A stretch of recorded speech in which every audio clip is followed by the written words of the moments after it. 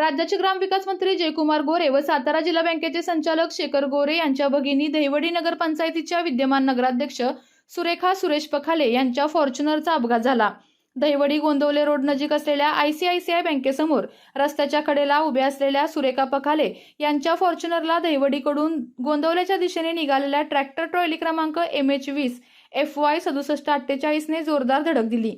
Tractor ट्रॉलीने फॉर्च्युनरला दिलेली धडक एवढी भयानक होती की उभी असलेली फॉर्च्युनर जवळपास 15 ते 20 फूट पुढे गेली। सुरेखा पखाले यांच्या फॉर्च्युनरमध्ये कोणीही नसल्याने मोठा अनर्थ टळला।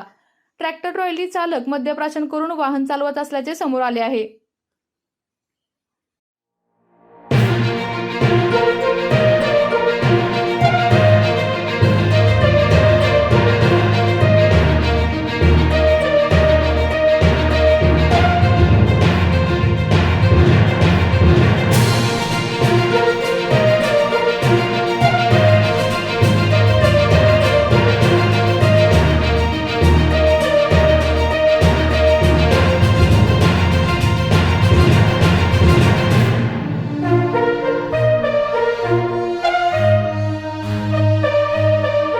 आपल्या तालुक्यातील जिल्ह्यातील बातम्या सर्वप्रथम पाहण्यासाठी आजच सातारा न्यूजला YouTube चॅनलवर सबस्क्राइब करा, लाईक करा, शेअर करा आणि बेल आयकॉन प्रेस करायला विसरू नका।